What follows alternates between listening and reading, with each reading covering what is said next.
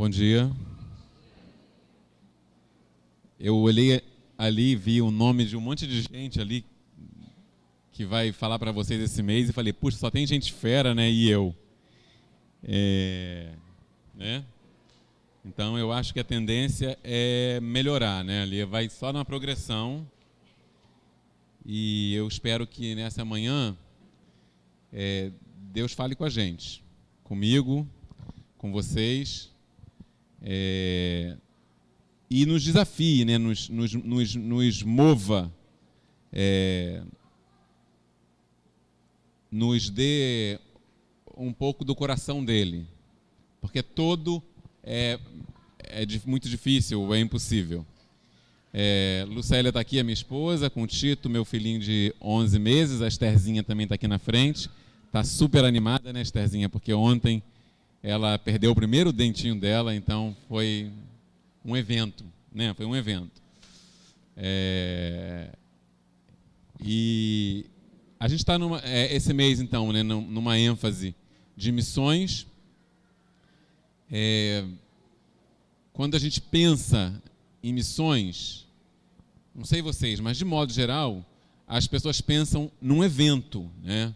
Numa atividade, num esforço pontual, sei lá, uma mobilização, ou pessoas indo de um país ao outro, ou de uma cidade a outra, ou num lugar difícil, né? Onde o evangelho tem uma penetração mais rara, mais difícil mesmo. E a gente normalmente não pensa em missões como uma realidade do nosso dia a dia. E também, às vezes, a gente pensa que isso é uma responsabilidade ou uma tarefa do pastor, do missionário ou do evangelista. Eu não sei quais são, né, as patentes, né, presbiterianas, não conheço, mas a gente pensa que isso é uma responsabilidade de algum grupo que tem um chamado específico para isso. E o resto de nós, né, ou o resto dos crentes, eles contribuem, né, eles oram, e quando surge uma oportunidade assim que ele não pode perder, ele vai e compartilha com alguém sobre Jesus. Mas a realidade é que se a gente depender do avanço do Evangelho, da proclamação do Evangelho, se a gente depender dessas figuras, né, pastores, missionários ou pessoas que são comissionadas para uma missão específica, o Evangelho não vai chegar aonde ele precisa chegar. E não teria chegado a nós, né? Porque a gente vai na Bíblia, lê a Bíblia e vê aquelas coisas mirabolantes que aconteceram, mas provavelmente a maioria das coisas ou dos acontecimentos que se deram ao longo da história se deram através de pessoas anônimas, que não estão nem relatadas na Bíblia, provavelmente nem citadas na história da igreja, na história do movimento evangélico, do movimento cristão, mas pessoas que viviam uma vida de devoção a Deus, de caminhada com Ele, uma vida cheia do Espírito, e que Deus usou essas vidas para alcançar outras pessoas ao seu lado, na sua vizinhança, na sua escola, na sua faculdade, no seu trabalho, porque todos nós aqui estamos inseridos em um contexto social, né? A gente está aqui hoje junto, né, num dia de celebração, de adoração coletiva, mas quando a gente sai daqui, a gente vive e convive com um número quase que incontável de pessoas, né? Seja na escola, na faculdade, no trabalho. E às vezes a gente, como crente, só se mobiliza para evangelismo ou missões quando tem uma atividade na igreja, um evento na igreja. Eu, pessoalmente, aí é uma opinião muito pessoal, e não quero criar nenhuma polêmica, né, em relação a isso, mas eu tenho uma bronca feroz daqueles impactos de carnaval. Porque parece que o carnaval, de alguma maneira, exerce, né, uma atração. Vamos fazer um evangelismo no carnaval. Beleza, só que aquelas pessoas que estão lá no carnaval, naqueles 3 ou 4 dias, elas estão convivendo com a gente em outros contextos. Não é? Elas estão. Então, eu acho que se cada crente tivesse comprometido, né, a testemunhar com a sua vida e com a sua voz, né, de Jesus, não vou dizer que não seria preciso impacto de carnaval, mas ele exerceria menos fascínio sobre algumas pessoas, porque aquela pessoa que está ali, talvez bêbada, né, ela está sóbria ao longo da semana, trabalhando com você, estudando com você, na sua vizinhança, e é até mais fácil compartilhar com ela sóbria, né, do que com ela bêbada lá no carnaval. Provavelmente ela vai receber Jesus bêbada, né? Não sabe nem o que está fazendo. Ela ama todo mundo, né? Ama Jesus, claro, e vai receber. Não estou dizendo que a gente não deve fazer isso, mas se esse tipo de coisa, seja impacto de carnaval ou seja qualquer outro esforço evangelístico, se essas forem as únicas ações nossas na direção das pessoas, né, a gente transforma o evangelismo ou o nosso testemunho em evento, né? E isso não ajuda, não alcança o que a gente precisa alcançar. Isso não leva a gente muito perto daquilo que a gente quer, que é dar a cada pessoa no mundo a oportunidade de conhecer Jesus, de ouvir sobre Jesus, de fazer uma escolha, né? Então, Jesus, sempre que ele queria ensinar alguma coisa para os seus discípulos, ele obviamente fazia um discurso, né, muitas vezes. No meio desse discurso ele contava uma história, que eu acho que naquela hora era quando as coisas começavam a fazer mais sentido. E às vezes, muitas vezes, ele levava seus discípulos para uma vivência cotidiana, uma coisa que era parte da vida naqueles tempos. Então eram um pouco desses 3 aspectos, né? Ele falava, pregava, né? Ele ilustrava com uma história que ele contava no contexto daquelas pessoas, da realidade deles, que fazia sentido para eles, e depois ia para a vida real. E uma das histórias que eu acho muito significante é aquela história que está lá em Mateus 6, do versículo 30 ao versículo 44, vocês podem abrir na Bíblia de vocês, intitulada A Multiplicação dos Pães. A vida cristã, a gente fala isso muito na CRU, é uma vida de fé. A Bíblia fala isso, né? O justo viverá pela fé. Então a gente é chamado para viver uma vida de fé. A gente quem? A gente, todo mundo aqui. A gente, todos os cristãos, todos os discípulos de Jesus. Uma vida de fé. Não vive pela fé apenas o missionário, né, que depende das ofertas da igreja. Não vive pela fé apenas o pastor, né, que também muitas vezes vive do salário que a igreja dá. Não vive pela fé aquelas pessoas que vão fazer um evento ou que vão fazer um projeto ou que vão se envolver numa atividade evangelística ou missionária.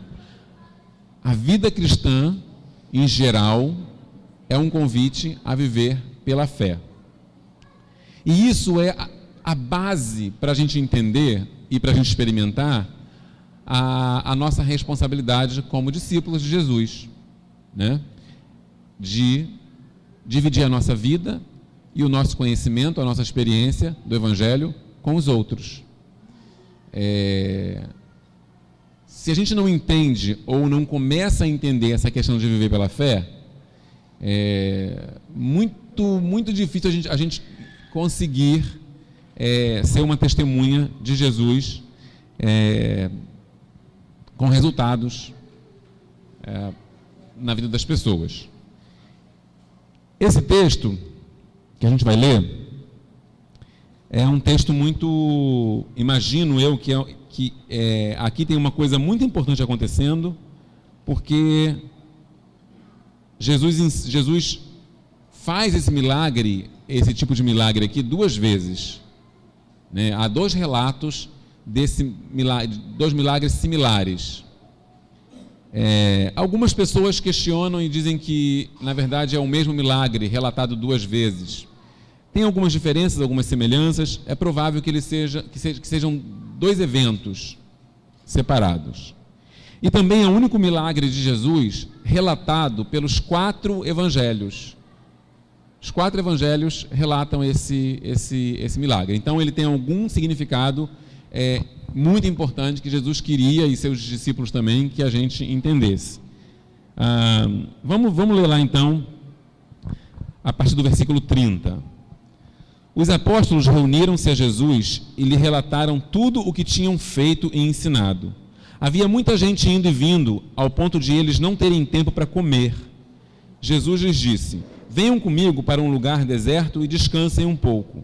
Então eles se afastaram num barco para um lugar deserto, mas muitos dos que os viram retirar-se, tendo-os reconhecido, correram a pé de todas as cidades e chegaram lá antes deles. Quando Jesus saiu do barco e viu uma grande multidão, teve compaixão deles, porque eram como ovelhas sem pastor. Então começou a ensinar-lhes muitas coisas. Já era tarde, e por isso seus discípulos aproximaram-se dele e disseram: esse é um lugar deserto e já é tarde. Manda embora o povo para que possa ir aos campos e povoados vizinhos comprar algo para comer.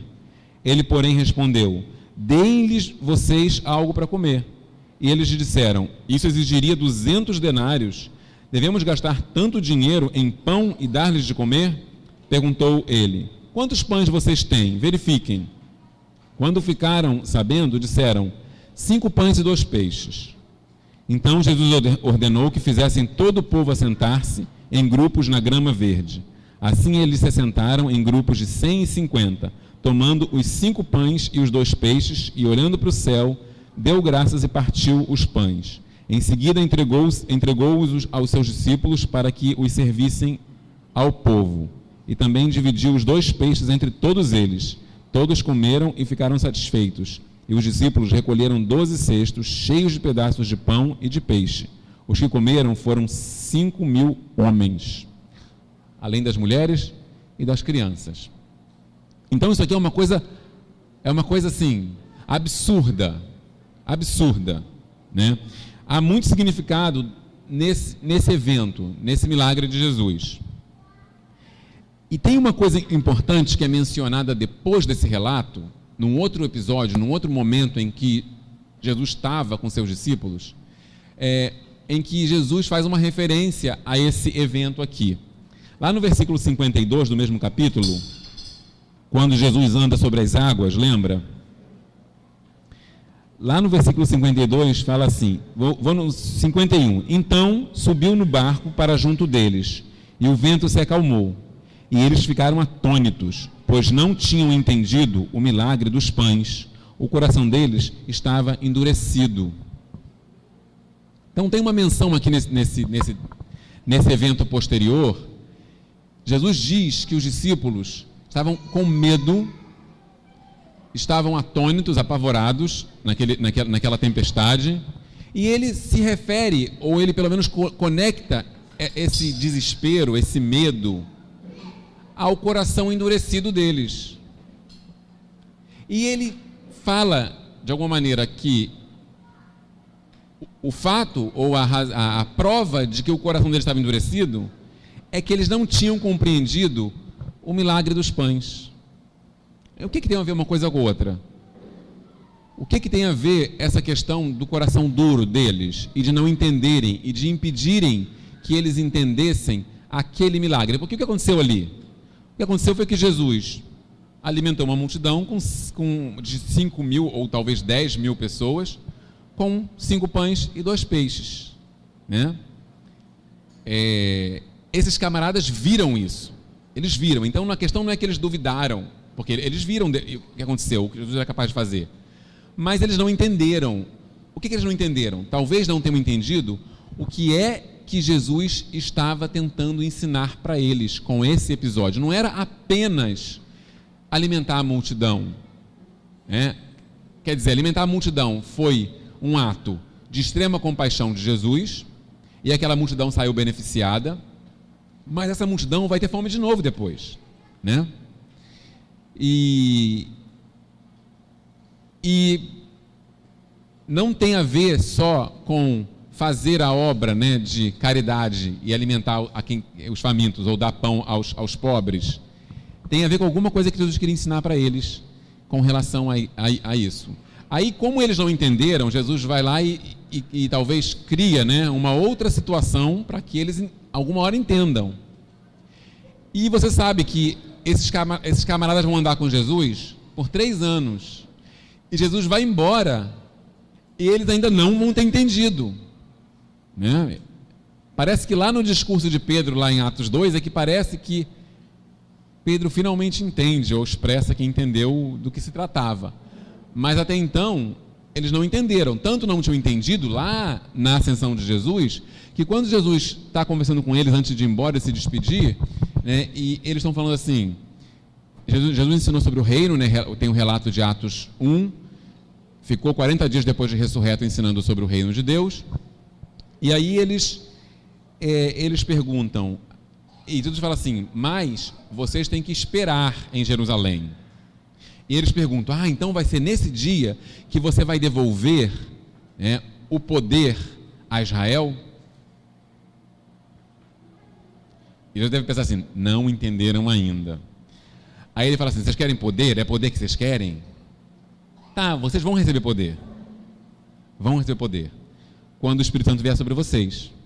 E então vocês serão minhas testemunhas. Não é então vocês serão os reis desse reino. Não é então vocês serão os governadores, né, da Judéia. Não é então vocês terão esse poder que vocês estão achando que vão ter. Não, vocês vão ter poder para ir não só na Judéia, não só em Jerusalém, mas nos confins da terra, para compartilhar, para testemunhar sobre mim. É poder para isso que vocês precisam, é esse tipo de poder que vocês precisam. Então eles custaram a entender, como nós custamos a entender muitas vezes, né? Nós estamos no processo, né? Estamos no processo, mas a gente vai entender. Eles tinham um coração endurecido, e esse coração impedia que eles entendessem o sentido subjacente, né? O sentido que estava por trás do milagre da multiplicação dos pães. Eles estavam lá, e Jesus fala para eles assim, olha, vamos dar de comer para eles. Aliás, ele diz assim, deem vocês mesmos de comer a eles. E qual a reação deles? Nós? Impossível. Precisaria de um salário de um ano inteiro para alimentar essa gente toda. Mas Jesus fala assim, Jesus parece que ignora, né, o questionamento dele. Fala assim, quantos, verifiquem aí o que vocês têm. Aí acharam um menininho lá, né, um molequinho lá, né, com uma merendeira, né, a sua lancheira, e achamos aqui 2 pães, 5 pães e 2 peixes. Beleza, suficiente. E os caras assim, o que ele vai fazer? Já sei, ele vai comer, né?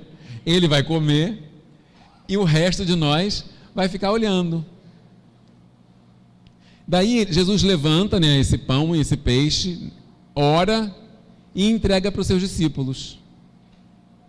Percebe? Ele diz assim, deem vocês mesmos algo para eles comerem. Alimentem vocês mesmos.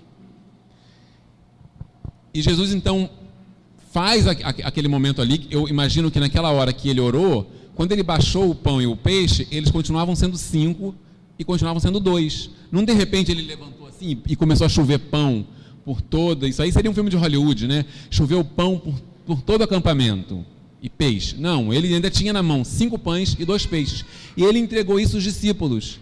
E eles começaram a distribuir. Imagino que eles começaram a repartir aquele pão e o pão não acabava. E eles iam repartindo e o pão não acabava, e o peixe não acabava, e a comida ia chegando lá no final, lá naquele pessoal que estava lá no fundo, e ia chegando, e todo mundo comendo, se satisfazendo, e eles vendo aquilo e fazendo aquilo, porque estava passando pela mão deles, eles estavam distribuindo, eles estavam quebrando pão, quebrando peixe e entregando. E quanto mais eles repartiam, mais pão, mais peixe tinha. E ao final, diz o texto, que as sobras ainda reuniram 12 cestos 12 cestos, eu diria assim, fora Jesus, né? Um para cada um, né? Ó, ainda vai sobrar, né? Aquela coisa da marmitinha, né? Vamos poder levar para casa ainda a marmitinha para comer. Ainda tem para levar para casa. É uma coisa, obviamente, sobrenatural, né? Mas tem algumas coisas importantes que a gente precisa aprender com esse episódio. A primeira delas, que eu destacaria, é compaixão. O que foi que moveu Jesus a isso? Compaixão na direção de dois grupos diferentes ali. Primeiro, compaixão na direção daquelas pessoas que estavam ali seguindo ele, ouvindo o que ele tinha para dizer, correndo atrás dele ao longo de um dia inteiro. E ele disse que olhou para essas pessoas e as via como ovelhas sem pastor. Elas estavam sedentas pelo ensinamento de Jesus. E elas corriam para ouvir Jesus falar. Elas corriam para ver o que Jesus ia fazer. Então, aparentemente, não havia ninguém naquela época fazendo o tipo de coisa que Jesus fazia. Embora muitos pregadores atraíssem muitas pessoas, Jesus tinha alguma coisa que fazia aquelas pessoas percorrerem distâncias e distâncias e não se preocuparem com comida, inclusive. Mas Jesus olha para elas, além dessa necessidade de ver um milagre, além dessa necessidade de comer, de ser alimentada, Jesus olha para a alma delas, para a fome, para a sede que elas deviam ter na alma delas, para a carência que elas experimentavam. E Jesus se move, se comove. Jesus é cheio de compaixão naquele momento. E também de compaixão pelos seus discípulos, que estão andando com ele, já até aqui vendo coisas fantásticas acontecerem e ainda não entendiam. Então, esses camaradas talvez fossem os mais dignos de compaixão. Porque esses caras estão andando com Jesus há mó tempão e ainda não estão entendendo. Então, Jesus faz aquilo para alimentar a multidão, obviamente, para suprir uma necessidade, mas é uma necessidade que ele não vai suprir todos os dias, porque amanhã eles vão ter fome de novo, e certamente Jesus não ia estar lá com todos eles de novo para dar para eles comida. Mas, obviamente, a fome da alma que eles tinham estava sendo saciada pelas palavras de Jesus e por aquilo que eles estavam aprendendo. E olha para aqueles discípulos também, famintos, miseráveis, e ele também usa isso para ensinar. É pedagogia de Jesus, né? Assim, ele está sendo ali didático. Ele vai usar esse episódio para formar nesses homens o caráter que ele quer formar. E então ele quer ensinar esses caras que o que move a gente na direção dos outros é compaixão. Lembra que Jesus disse para eles assim, ó, deem vocês mesmo algo de comer. Para o que eles olharam? Eles olharam para a realidade, né? Como qualquer pessoa normal, né, em sã consciência, vai falar assim, não dá. A realidade qual é? 5 pães e 2 peixes. Você tá maluco, né, Jesus? Assim, 5 pães e 2 peixes, 10.000 pessoas. Que matemática é essa, né? Então, eles olharam a realidade, como nós faríamos, né? Nós olhamos para esse texto, já a situação já acontecida, pensa nos discípulos, que tolinhos, né? Não, mas a gente ali naquela situação, certamente reagiria igual, como a gente reage no nosso dia a dia com a nossa realidade, né?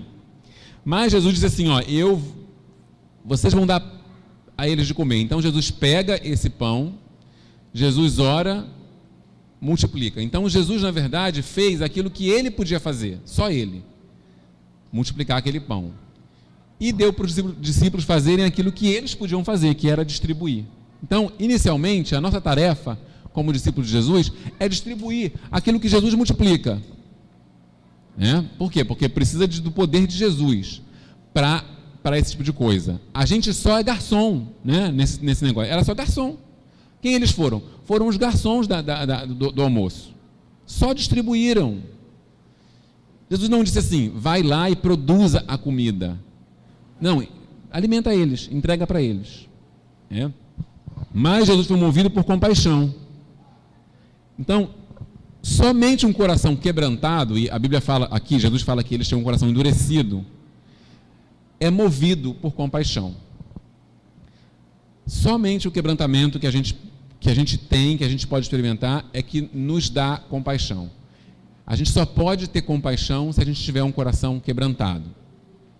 Não tem jeito. A gente muitas vezes pode até ter compaixão, mas a nossa compaixão geralmente é por nós mesmos, né? Então, o nosso egoísmo até produz compaixão no nosso coração, mas é compaixão por nós, né? É pena da gente, é preocupação com a nossa necessidade, é preocupação com a nossa miséria, né? Não com a dos outros.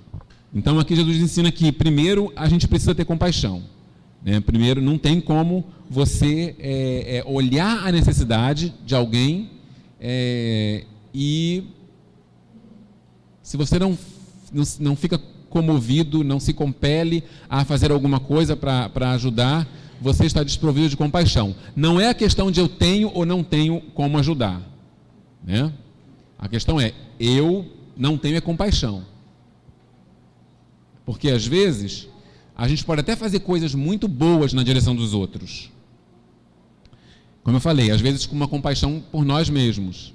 Paulo fala em 1 Coríntios que é possível entregar o seu corpo, né, para ser queimado sem amor. Não é? Então o que é isso? Né? Quantos mártires na história, né, da igreja, inclusive, se foram mártires porque queriam o posto de mártir na história. Então isso é o quê? Isso é compaixão pelos outros? Isso é uma motivação altruísta? Não, isso é uma motivação egoísta. Eu quero esse posto de mártir, eu quero ser lembrado. Então isso tem a ver com reconhecimento pessoal, isso tem a ver com ser reconhecido, com ser louvado, com ser citado. Então isso não é a compaixão que Jesus está falando, né? Não é. E isso não é o tipo de amor que Paulo está falando em 1 Coríntios. Ele fala de um amor que se dá pelos outros, mas movido realmente por amor ao outro, não amor a si mesmo. Então, às vezes o amor a si mesmo, o amor a nós mesmos, nos leva a fazer coisas incríveis, aparentemente cheias de compaixão, mas às vezes não passa de uma motivação egoísta, para que a gente se promova e seja reconhecido. Não é dessa compaixão que Jesus está falando, né? Uma outra coisa que Jesus quer ensinar aqui, na minha avaliação, é que eles podem ajudar a suprir a necessidade dos outros. Então, uma vez movidos por compaixão, uma vez cheios de compaixão, isso é o necessário para que você possa ajudar a suprir a necessidade dos outros, né? Daqueles que estão perdidos ou daqueles que têm alguma necessidade. E todos nós temos sido chamados a isso. A pregação do Evangelho, viver o Evangelho, testemunhar de Jesus, tem a ver com olhar a necessidade dos outros e ajudar a supri-la. Essa necessidade pode ser muitas vezes, pode ir além de uma necessidade espiritual, uma necessidade física, material, né? Como nesse caso dessa história aqui. Como é que nós podemos nos envolver nessa tarefa de ajudar a suprir a necessidade? E eu não estou me limitando a questões materiais, não, e nem a questões espirituais. Eu estou falando de tudo, porque a necessidade de uma pessoa pode ser na alma, pode ser no corpo, não é? E a necessidade, e a gente precisa estar disponível para ajudar a suprir essa necessidade. Como? Segundo esse relato, dando o pouco que eu tenho, nesse caso aqui foi tudo, a Jesus. Porque foi isso que eles fizeram, né? Eles entregaram os 5 pães e os 2 peixes a Jesus. Então eles disponibilizaram, aquele menininho, talvez contrariado, não sei, ele disponibilizou, nem sei se ele teve opção naquela cultura, talvez assim, dá isso aqui. Pegou já, o cara, mas é o meu lanche. Mas eles pegaram aquele pouquinho que estava ali, e não foram com aquele pouquinho distribuir. Eles levaram a Jesus aquilo. Então, primeira coisa, a gente precisa entregar o nosso pouco, ou o nosso muito, ou o nosso tudo a Jesus. E aí você sabe o que é. né? Você sabe o que isso significa. Podem ser seus recursos financeiros, podem ser seus recursos emocionais, pode ser seu conhecimento, suas habilidades, sua capacidade, que pode ser pouca, que pode ser muita. Ah, mas eu não sei evangelizar. Pode ser, é tudo que você tem, em todos os aspectos, porque é a sua vida inteira, né? Não é só o seu bolso, não é só a sua mão, não é só o seu coração, é você inteiro, com o pouco que você tem, porque certamente, diante de qualquer realidade, tudo que a gente tem sempre vai ser pouco, para a necessidade. Você olha para o Rio de Janeiro e vê assim, como é que eu posso fazer uma diferença na realidade do Rio de Janeiro? Ou então nós aqui como uma igreja pequena, aqui na Abolição, como é que a gente pode fazer uma diferença? Não temos nada, somos muito poucos. Mas Deus fala assim, o que vocês têm aí? Me dá aqui o que vocês têm. Então, né, multiplica esses recursos. E na verdade torna esses recursos ilimitados. Ele transforma recursos limitados em recursos ilimitados. E depois, obviamente, distribuindo. Porque quem distribuiu não foi Jesus. Não foi Jesus. Foram eles. Então você entrega para Jesus, recebe de volta, entendendo que na verdade passou pela mão de Jesus, e você pode distribuir. Eles nem precisavam reter. Imagina que ele pensasse assim, tá, vamos guardar um pouquinho para nós. Nem precisava. Deixa eu separar isso aqui, caso eu precise no final, caso a gente dê tudo e não sobe para a gente, vou guardar isso aqui. Não, eles foram distribuindo. Jesus providenciou, nesse caso, o suficiente para todos. A outra coisa que eu creio que Jesus estava chamando eles a entender era que a vida que Jesus estava chamando eles para viver não era uma vida baseada ou em cima dos recursos que eles tinham. Era uma vida sobrenatural. Ele estava chamando eles para viverem uma vida sobrenatural. Porque a gente normalmente vive com os olhos naquilo que a gente tem, seja muito ou seja pouco. Eu calculo o que eu posso fazer baseado no recurso que eu acho que eu tenho. Muita gente acha que pode fazer muito porque acha que tem muito. Muita gente acha que não pode fazer nada porque não tem nada. A vida cristã, que é uma vida de fé, é uma vida sobrenatural. E é um chamado para você colocar os seus olhos nos recursos ilimitados de Deus. Não viver de acordo com os recursos limitados seus, sejam quais forem. Então é um chamado para você fazer aquilo que você não pode, com aqueles recursos que você não tem, para toda a vida. Andar com Deus, viver pela fé, é um chamado para a gente fazer aquilo que a gente não pode, com os recursos que a gente não tem para o resto da nossa vida. 5 pães e 2 peixes para 5.000 pessoas. Em contrapartida, Jesus promete fazer aquilo que ele pode, que é o quê? Tudo, né? Com os recursos que ele tem, que são ilimitados, através de nós, para o resto da nossa vida. E a nossa realidade, como eu falei, a nossa realidade, a olhos nus, né, sempre será uma realidade de 5 pães e 2 peixes. Sempre. Se você olha para o que você tem, e se você olha para a realidade, você sempre vai se deparar com essa verdade. 5 pães e 2 peixes é tudo que eu tenho. Porque a necessidade, como eu falei já, é enorme. E os nossos recursos, mesmo somados aqui, mesmo somados em toda a igreja do Rio de Janeiro, ou do Brasil, ou do mundo, ainda vai ser um recurso limitado frente à realidade, frente à necessidade espiritual e material. eu não gosto de fazer muito essa separação entre espiritual, né, e material, mas é só para você entender do que eu estou falando. Eu estou falando sim de espiritual, porque há uma infinidade de gente no mundo morrendo de fome espiritual, né? Mas também há uma infinidade de gente morrendo de fome material. Essa fome material pode ser do pão, da comida, mas também pode ser de outras coisas básicas da vida. Mas, sobretudo, o mundo hoje tem fome e necessidade de sentido da vida. Sentido. As pessoas não sabem qual é o sentido da sua vida. E quem você pensa que é, ou quem você é, ou quem eu sou, para ajudar alguém a descobrir o sentido da sua vida? Eu não sou ninguém, eu nem tenho essa capacidade, essa condição. Mas Jesus é a pessoa que é a própria vida, não é?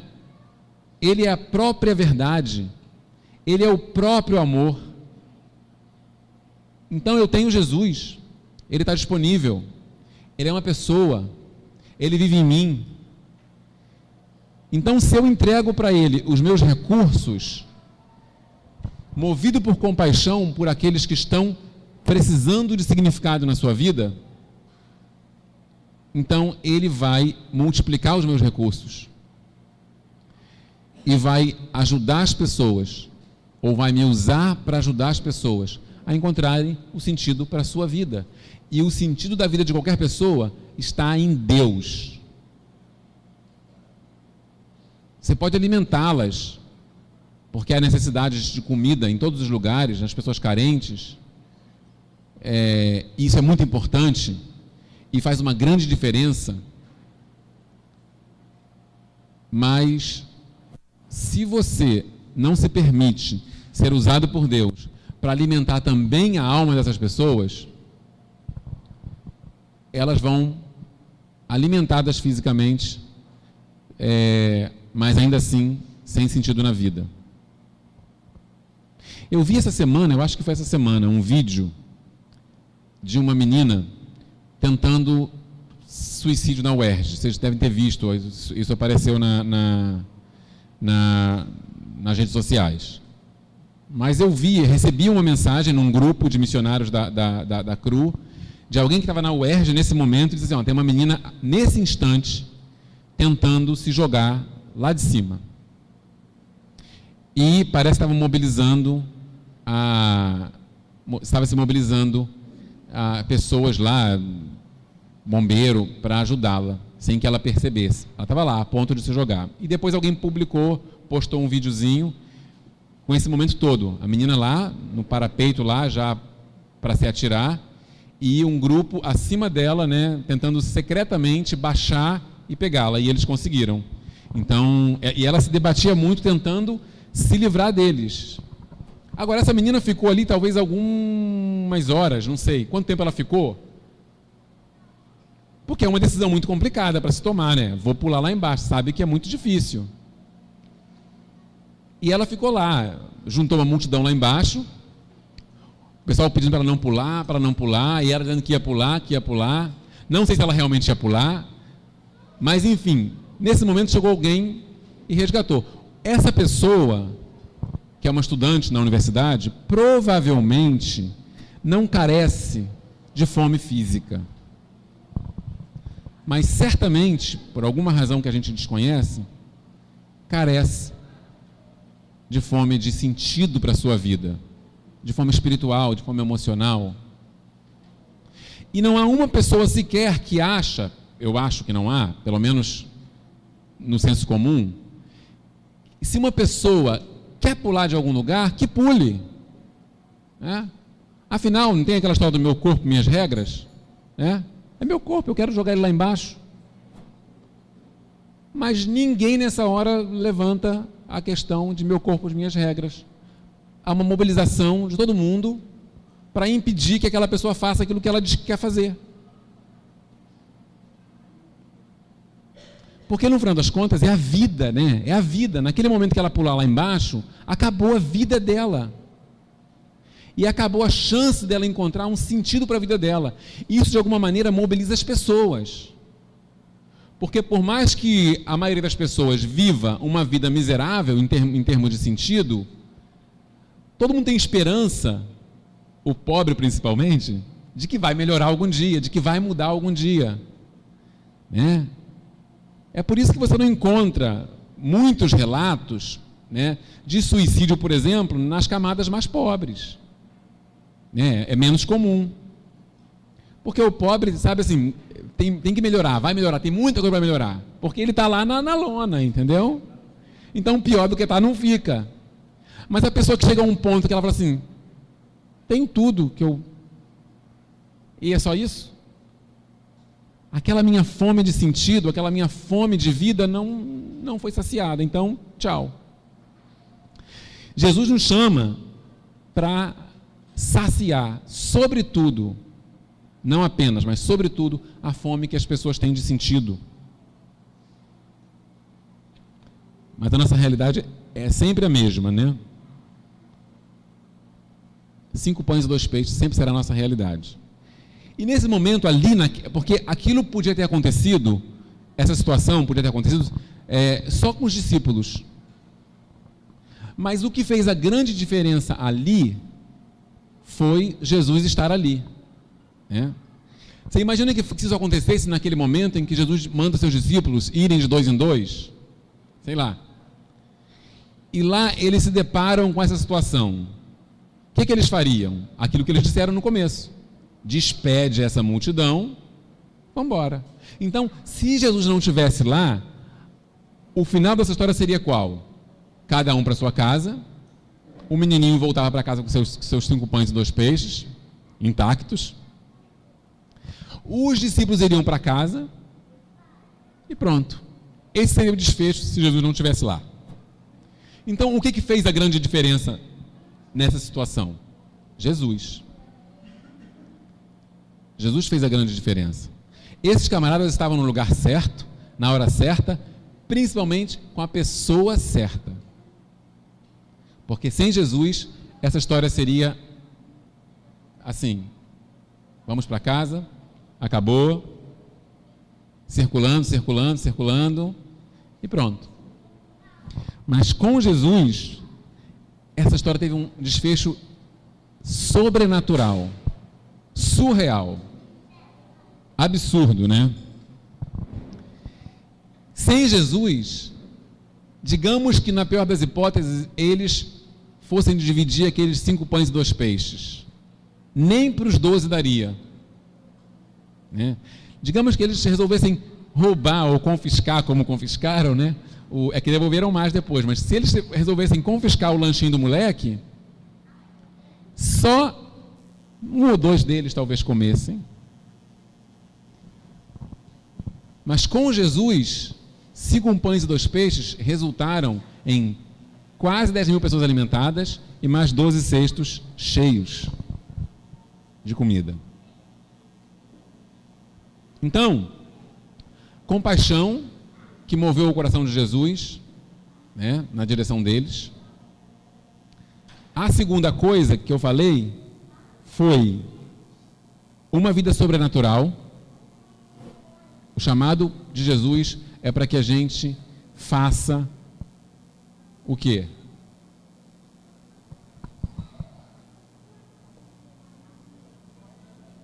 Aquilo que a gente não pode, com os recursos que a gente não tem para o resto da nossa vida. Porque Jesus promete fazer tudo o que Ele pode com os recursos que Ele tem através de nós por toda a nossa vida. Então, e a terceira coisa que eu acabei de dizer é dependência de Jesus. Isso só é possível com Jesus. Não é apenas saber sobre Jesus, não é o seu conhecimento sobre Jesus, não é a sua teologia, não é o seu treinamento, a sua capacidade, seja para evangelizar, seja para ajudar, o seu envolvimento numa atividade de ajuda às pessoas que precisam. Isso tem, obviamente, o seu efeito, isso alcança pessoas, isso abençoa pessoas, obviamente, mas sem Jesus, é aquilo que Ele fala, Jesus diz, sem mim, vocês não podem fazer nada, porque trazer significado à vida de alguém, que em última instância é a maior coisa que você pode fazer por alguém, e isso só é possível através de Jesus, só é possível se você caminha com Jesus, se você anda com Jesus. Então Jesus chama você para caminhar com Ele, movido pelo coração dele, não por um coração endurecido e egoísta, mas movido pelo coração, pela compaixão que vai no coração dele, independência dele, para suprir a necessidade da humanidade, que é coisa demais. Então, entendendo isso, imagino que a gente não vai entender isso agora, né? Até porque eu acho que eu nem expliquei direito, mas começando ou continuando, né, nesse processo que a gente está de entender o Evangelho, que é uma coisa muito profunda, né, nessa nossa caminhada com Jesus, mas entendendo isso, fica talvez mais viável eu permitir que a minha vida seja usada para tocar as pessoas com quem eu convivo no meu dia a dia.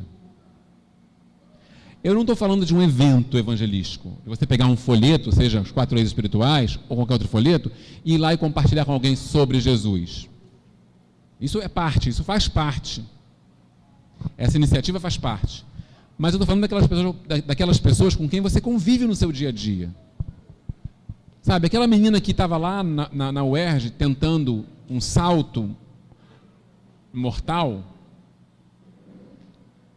ela tem pessoas que convivem com ela, que provavelmente andam com Jesus, conhecem Jesus.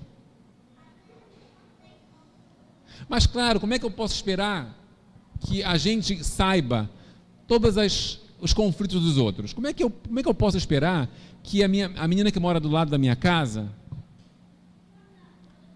como é que eu posso esperar que eu saiba o que ela precisa, o que ela sente, quais são as angústias dela? Como é que eu posso saber? Eu não estou pedindo que você saiba tudo sobre o mundo inteiro, mas tem gente com quem você convive. E é uma tragédia, na verdade. É uma tragédia que você conviva com pessoas todos os dias no seu trabalho, na sua faculdade, na sua escola, onde quer que seja, na sua vizinhança. É uma tragédia que você conviva com essas pessoas e você não saiba do que elas precisam. Ou pior, você saiba, desconfie, mas não se dispõe, porque você pensa assim: eu não tenho esses recursos, eu não posso, eu não tenho tempo, não tenho dinheiro, não tenho capacidade, né? Como é que eu vou falar para essa pessoa?